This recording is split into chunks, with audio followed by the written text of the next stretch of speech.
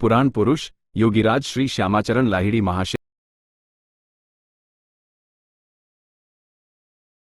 प्रस्तावना महामहोपाध्याय स्वर्गीय गोपीनाथ कविराज महाशय एवं अन्य अनेक महानुभावों की आंतरिक इच्छा थी कि मैं अपने पितामह दिवंगत श्यामाचरण लाहिड़ी महाशय की पूरी जीवनी लिखूं।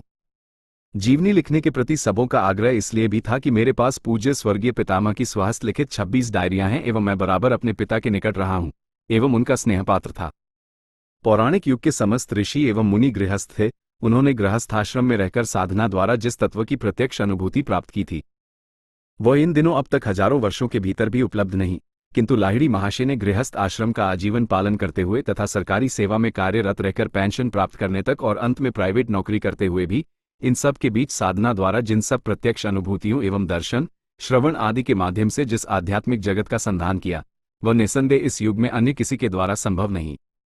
इस संबंध में संदेह की कोई गुंजाइश नहीं कि योगमार्ग में प्रत्यक्ष अनुभूति संपन्न साधक इस युग में महात्मा कबीरदास के पश्चात एकमात्र लाहिड़ी महाशय ही हुए हैं। अनेक लोगों की ऐसी धारणा थी, विशेष रूप से उनके शिष्यों के बीच ऐसी मान्यता थी कि कबीरदास ने ही इस जन्म में उत्तम ब्राह्मण कुल में जन्म ग्रहण किया है। हालांकि इसका कोई साक्षात या ठोस प्रमाण उपलब्ध नहीं है। फिर भी कबीरदास की वाणी एवं लाहिड़ी महाशय की लिपिबद्ध अनुभूतियां जो उनकी हस्तलिखित डायरियों में प्राप्त होती हैं उससे लगता है यही धारणा सही है। कबीरदास मरते समय तक गृहस्थ थे और लाहिड़ी महाशय भी गृहस्थाश्रमी थे। कबीरदास ने कहा है, भीनी भीनी चदरिया बीनी रे। उनका पालन पोषण जुलाहे के घर में हुआ। वे तांत बुनने का काम किया करते किंतु हमेशा साधना की परावस्था में रहा करते। यही स्थिति लाहिड़ी महाशय की भी थी। वे हमेशा क्रिया की परावस्था में रहकर सारा काम करते। ये बड़ी ही आश्चर्यजनक अवस्था है।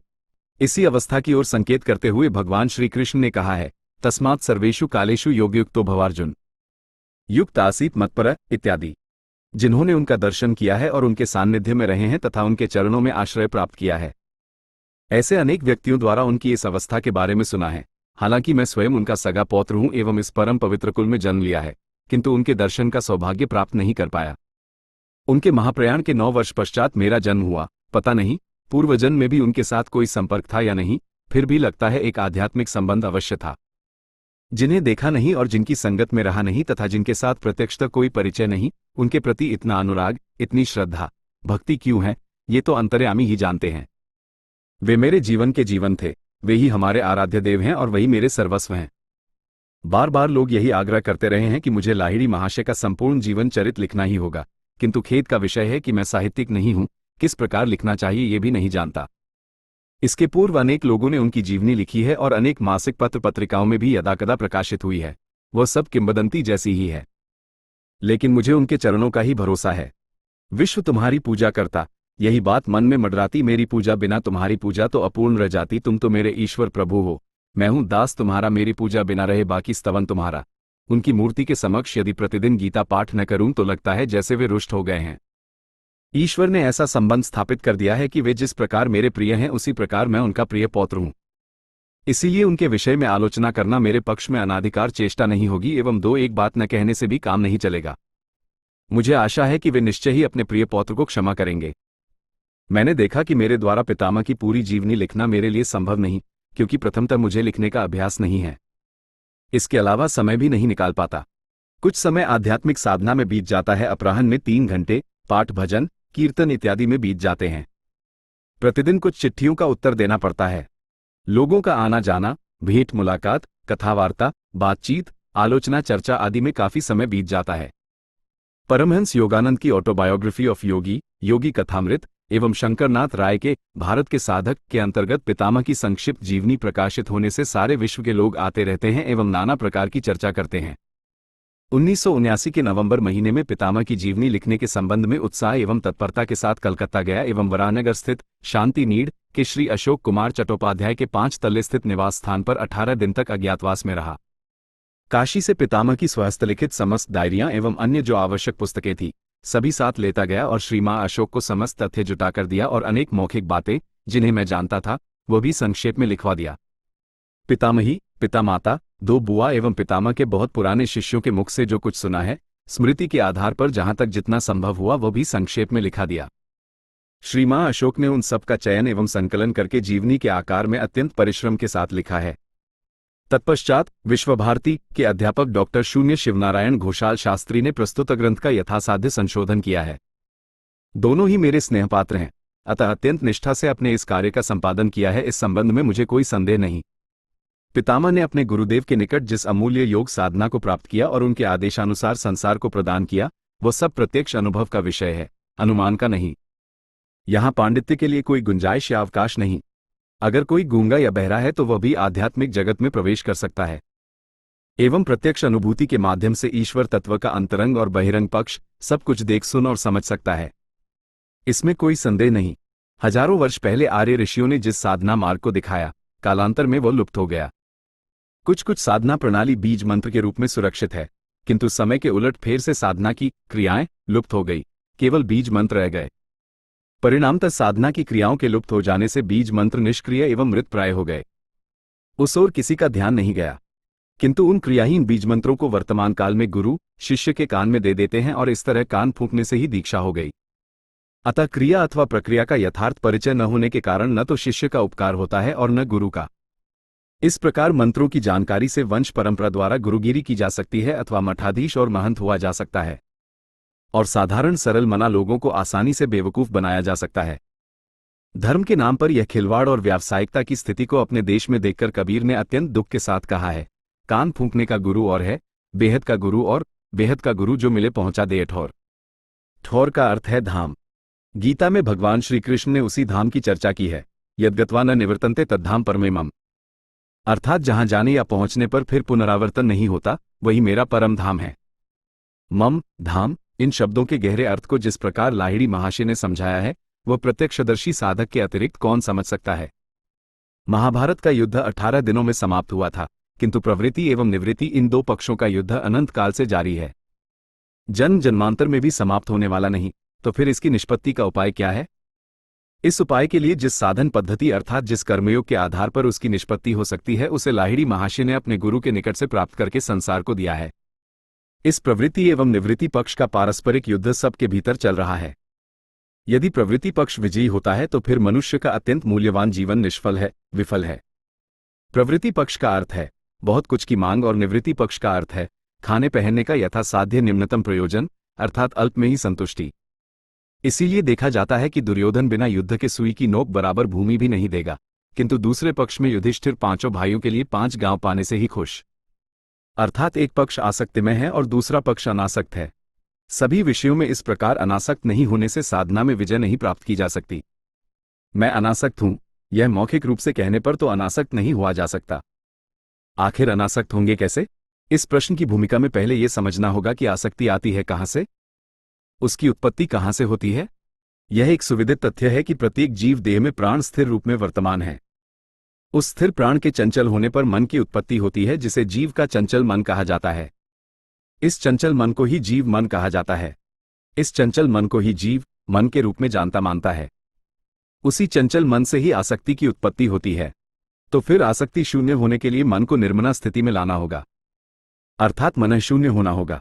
किस उपाय से मन शून्य हुआ जा सकता है, अर्थात मनन तत्व का किस प्रकार नाश किया जाए, उसका यह साधन कौशल गीता एवं पातंजल योग दर्शन में स्पष्ट रूप से वर्णित है। किंतु वर्तमान काल में उस साधन कौशल को प्रत्यक्ष करने वाले जैसे लोगों का अभाव है। इन समस्त शास्त्रों एवं ग्रंथों की व्याख्या या टीका अनेक विद्यावृत्ति श्रेष्ठ विद्वानों एवं पंडितों ने प्रस्तुत की है। दार्शनिक व्याख्या, बौद्धिक व्याख्या, शास्त्रीय व्याख्या जैसी आदि अनेक व्याख्याएं हैं, किंतु साधना द्वारा प्रत्यक्ष अनुभवगत अथवा उपलब्धिगत व्याख्याएं प्रायः किसी ने नहीं प्रस्तुत की है।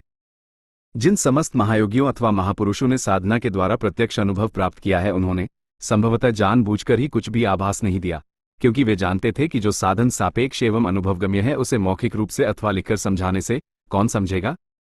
जिस प्रकार चीनी स्वयं न खाकर या चखकर, क्या दूसरों की बात सुनकर चीनी खाने का स्वाद समझ में आ सकता है? कालांतर में यह विज्ञानसम्मत साधन कौशल लुप्त होने के उपक्रम से जुड़ गया।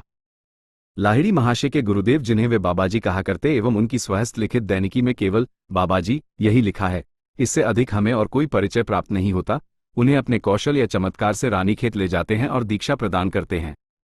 पूर्वजन्म से ही उनके साथ गुरु शिष्य का संपर्क था, ये स्पष्ट एवं भली भांति समझ में आता है। दीक्षा प्राप्त करने के पश्चात लाहिड़ी महाशय जब काशी में थे, तब गुरुदेव के साथ उनकी आध्यात्मिक बातचीत हुआ करती, जो उनकी डायरी से परिष्कृत रूप में प्रकट होता है, और लाहिड़ी महाशय ने अपने गुरु बाबाजी से लुप्त प्राय उस विज्ञानसम्मत साधन पद्धति एवं कौशल को पुनः प्राप्त करके संसार को प्रदान किया।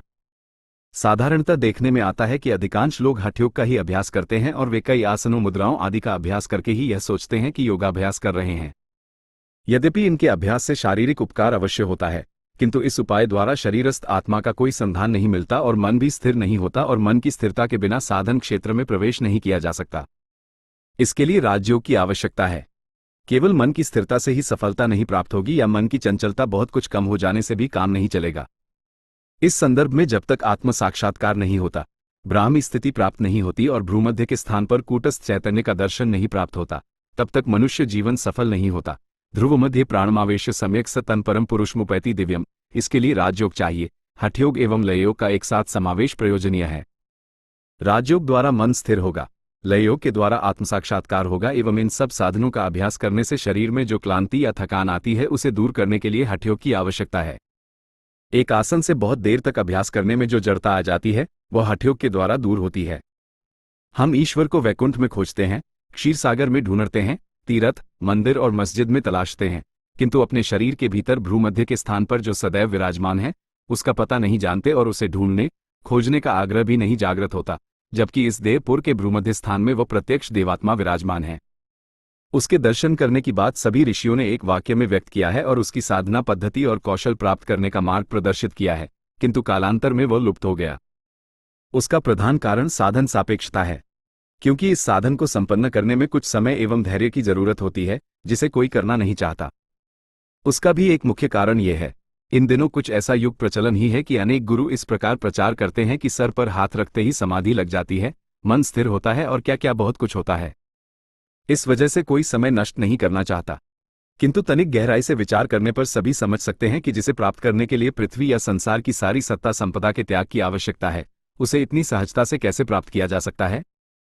ये बात सभी को माननी होगी कि इस देव मंदिर में ऐसा एक देवता है जो चित्त स्वरूप में जीवात्मा के नाम से भ्रूमध्य स्थान में विराजमान है। ऐसी एक सत्य वस्तु का संधान न करके व्यर्थ ही भ्रमते भटकते रहते हैं।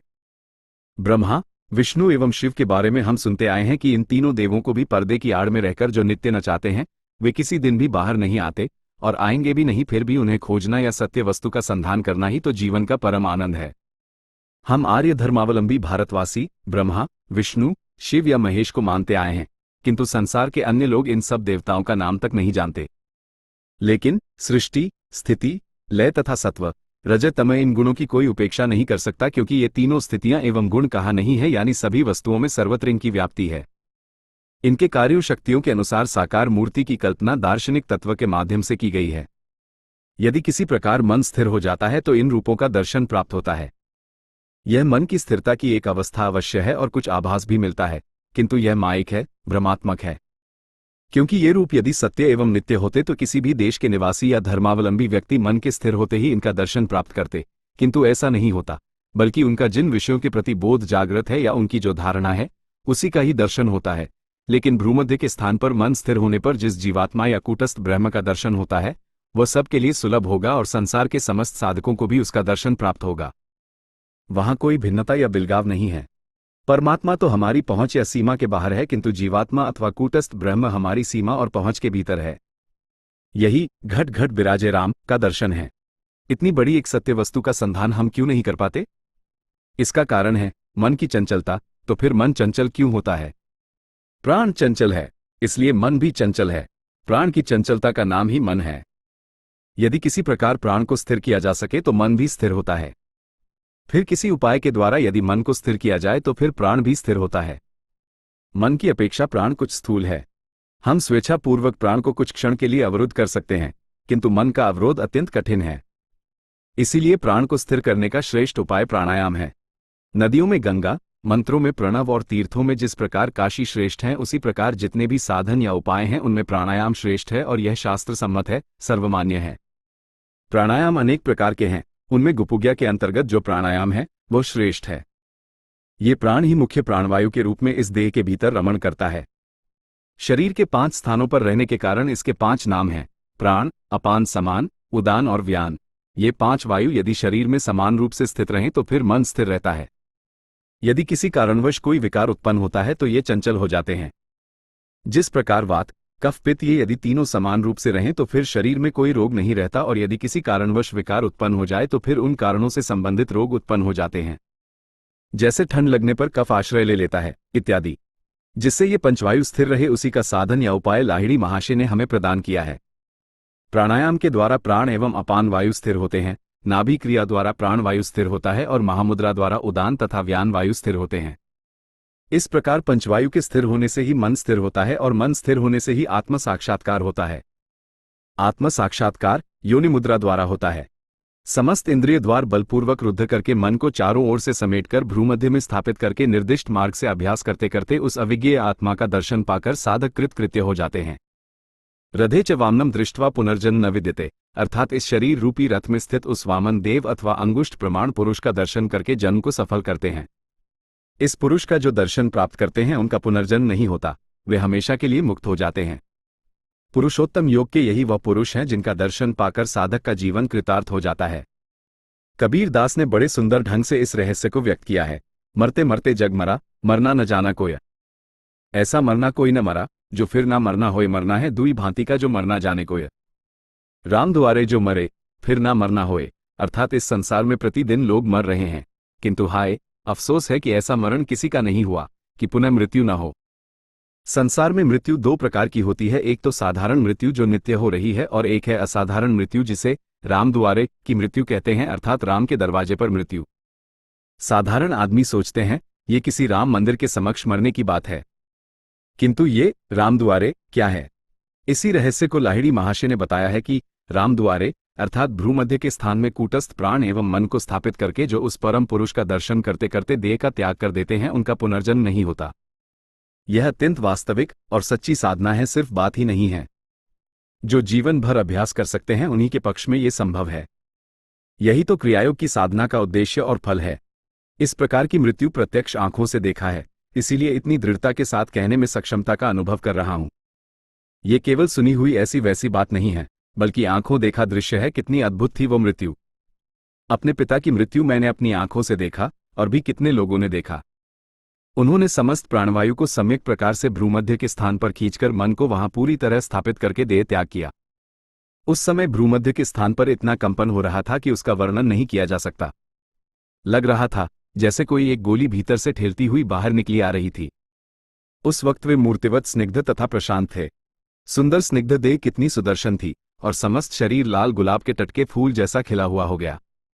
प्रयाणकाले मनसाचलेन भक्त्या युक्तो योगबलेन चैव भ्रुवोमध्य प्राणमावेश सम्यक सतन पर पुरुषमुपैति दिव्यम। वह इतना अपूर्व दृश्य था जैसे साक्षात महादेव सोए हों। भ्रूमध्य का स्थान थर थर कांप रहा है। उसी समय मेरे पितामह के एक शिष्य वंशीधर खत्री ने मुझसे कहा, देखिए सत्य बाबू, गीता के 8वें अध्याय के 10वें श्लोक से मिला लीजिए। इसे ही राम द्वारे कहते हैं। यही ब्राह्मी स्थिति है। ये राम द्वारे एक दिन की चेष्टा से प्राप्त नहीं किया जा सकता। इस ब्राह्मी स्थिति को प्राप्त करने के लिए समस्त जीवन या आजीवन योग साधना की आवश्यकता है। इसीलिए गीता में कहा गया है, स्वधर्मे निधन श्रेय परधर्मो भयावह। स्वधर्म अर्थात आत्मधर्म अथवा आत्मधर्म स्वरूप क्रियायोग का अनुशीलन करते करते यदि मृत्यु होती है तो वह अच्छी है, किंतु परधर्म अर्थात देह धर्म यानी इंद्रिय धर्म भयावह है, क्योंकि उसमें जन्म एवं मृत्यु अनिवार्य है। लाहिड़ी महाशय ने अध्यात्म राज्य या क्षेत्र में प्रवेश करने का मार्ग जिस प्रकार दिखाया है वैसा संप्रति किसी द्वारा संभव नहीं। उनके गुरुदेव बाबाजी महाराज के संबंध में अनेक लोगों ने अनेकों काल्पनिक कथाएं गढ़ रखी हैं। संभवतः अपनी मर्यादा वृद्धि के लिए ही ये कल्पनाएं गढ़ी गई हैं। पितामह के जीवन काल में कई महानुभावों ने उनसे बाबाजी के दर्शन करने का आग्रह व्यक्त किया था। उनमें पितामह के साले के पुत्र तारकनाथ सान्याल भी थे। मैंने तारकनाथ बाबू के मुंह से सुना है कि लाहिड़ी महाशय ने कहा था कि बाबाजी महाराज दर्शन नहीं देंगे तब भी हम चेष्टा करेंगे। उन्होंने चेष्टा भी की थी, किंतु दर्शन नहीं मिला। तारकनाथ बाबू अत्यंत निष्ठावान एवं उन्नत प्रकार के श्रेष्ठ क्रियावान थे। इसके अतिरिक्त रामदार्थ नाम के और एक भक्तिपरायण उन्नत प्रकार के क्रियावान के मुंह से सुना है कि मेरे पिता ने एक आसन से 14 घंटा क्रियायोग की साधना करके बाबाजी महाराज का दर्शन प्राप्त किया था। यह उस समय की घटना है जब पितामह जीवित थे। पितामह अचानक बाबाजी महाराज को इस प्रकार सूक्ष्म शरीर में देखकर अवाक हो गए और जिज्ञासा प्रकट की कि आप इस समय हठात क्यों? बाबाजी महाराज ने उत्तर दिया, तीनकोड़ी खूब स्मरण कर रहा था। इस घटना के पश्चात पितामह ने पिताजी को मना किया था कि इस प्रकार बाबाजी को कष्ट न दिया जाए। इन सब बातों की जानकारी जब रामदार्थ से प्राप्त हुई तब पिताजी जीवित थे। इस बात की सत्यता के बारे में जब मैंने उनसे पूछा तब उन्होंने कहा, किसने बताया? मैंने रामदार्थ का नाम लिया, फिर उन्होंने कोई उत्तर नहीं दिया बल्कि उल्टे विरक्त हुए। पिताजी अत्यंत गंभीर प्रकृति के थे और स्वयं को इतना लुका छिपाकर रखते कि उसकी तुलना ही नहीं की जा सकती। इस समय मैं 4 बाबा जी के बारे में जानता हूं, और भी कितने बाबा हैं कह नहीं सकता। अनेक लोग कहते हैं अभी तो बाबा जी का दर्शन करके आया, और वही लोग मेरे पास क्रियायोग साधन की दीक्षा प्राप्त करने के लिए आग्रह भी करते हैं। मैं उन्हें उत्तर देता हूं, जब स्वयं बाबा जी महाराज के साथ भेंट कर आए तब उनसे क्रिया साधन की दीक्षा न लेकर मेरे पास क्यों आए? इस प्रकार कुछ लोग स्वयं को प्रतिष्ठित करने के लिए कृष्ण सदृश महापुरुष बाबा जी महाराज को लघु बनाते हैं। जिस अमर विज्ञान सम्मत सहज योग साधन को लाहिड़ी महाशय ने हमें दिया है उसका अल्पांश भी यदि कोई करे तो उसका महान कल्याण होता है, इसमें कोई संदेह नहीं। वस्तुतः ये भगवत वचन भी है, स्वल्पमस्य धर्मस्य त्रायते महतो भयात्। इससे मानसिक, शारीरिक एवं आर्थिक दुख से त्राण मिलता है। लाहिड़ी महाशय के जीवन का ये प्रधान विषय है कि उन्होंने उस अपूर्व साधन को प्राप्त करके केवल स्वयं ही धन्य नहीं हुए बल्कि उनकी कृपा से और भी अनेक व्यक्ति धन्य हुए हैं। परम शांति प्राप्त की है, परम गति प्राप्त की है। ये सब अपनी आंख से देखा है। लाहिड़ी महाशय ने बिना किसी कृपणता के उस महान योग साधन को परवर्ती लोगों को प्रदान किया है। विज्ञान सम्मत इस क्रिया योग साधन को जिसे उन्होंने संसार को प्रदान किया है वह ज्ञान विज्ञान सहित है। इस संबंध में किसी को कोई संदेह नहीं, वह अतुलनीय है। प्रत्यक्ष अनुभव, दर्शन, श्रवण इत्यादि के माध्यम से उन्हें जो प्राप्त था उसे बिना किसी प्रकार की कृपणता के हमें प्रदान किया है, जिसे कबीरदास की भाषा में इस प्रकार कहा गया है, लिखा लिखी की बात नहीं, देखा देखी की बात, दुल्हा दुल्हन मिल गए फीकी पड़ी बारात। अर्थात लिखा लिखी की बात नहीं, ये प्रत्यक्ष अनुभव की बात है। उदाहरण देते हुए कहते हैं कि विवाह के समय कितने बरयात्री या बाराती बाजे, रोशनी आदि की सजावट के साथ बारात में शामिल होते हैं, किंतु जो ही वर कन्या का मिलन होता है उसके बाद ही सभी अपने अपने स्थान की ओर लौट जाते हैं। अर्थात साधक जब प्रकृति पुरुष अथवा जीवात्मा और परमात्मा के साथ मिलने में समर्थ हो जाते हैं तभी क्रिया की परावस्था में पहुंच जाते हैं। यह अवस्था स्वयं बोधगम्य है।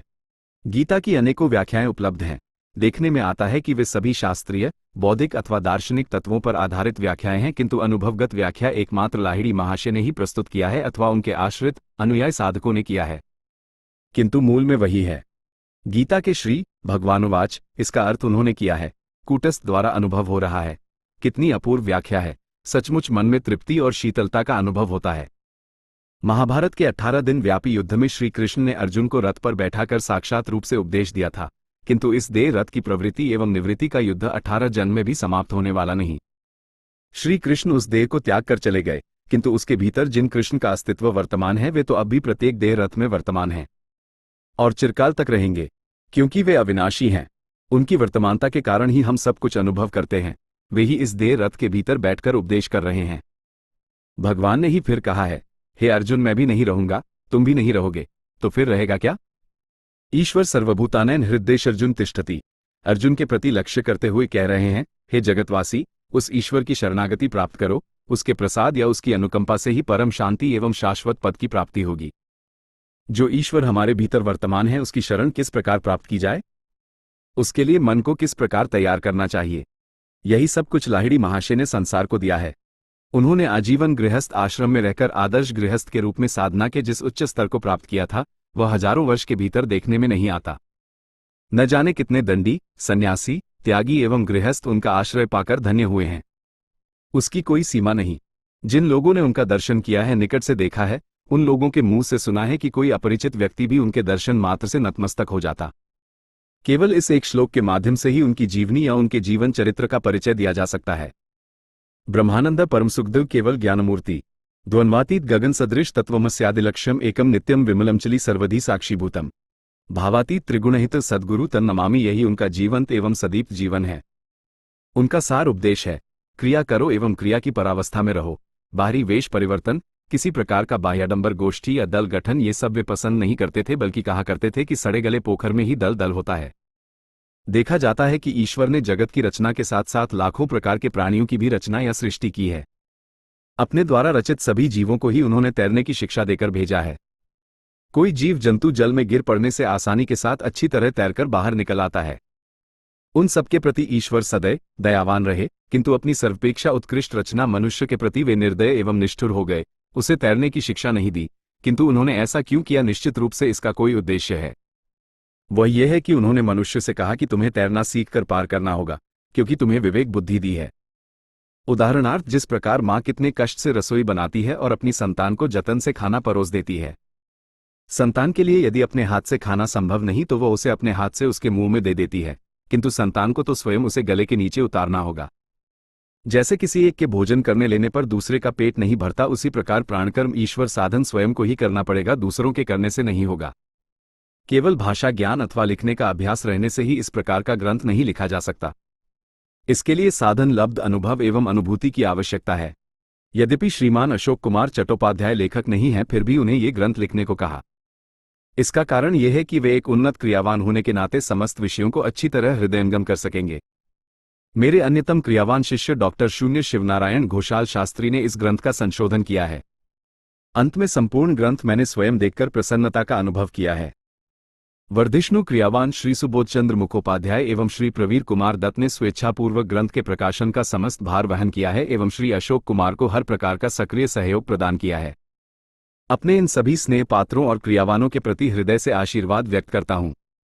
इस 77 वर्ष की उम्र में मेरे द्वारा यह महत् कार्य संपन्न करना संभव नहीं होता। उनकी कृपा से ही यह संभव हुआ।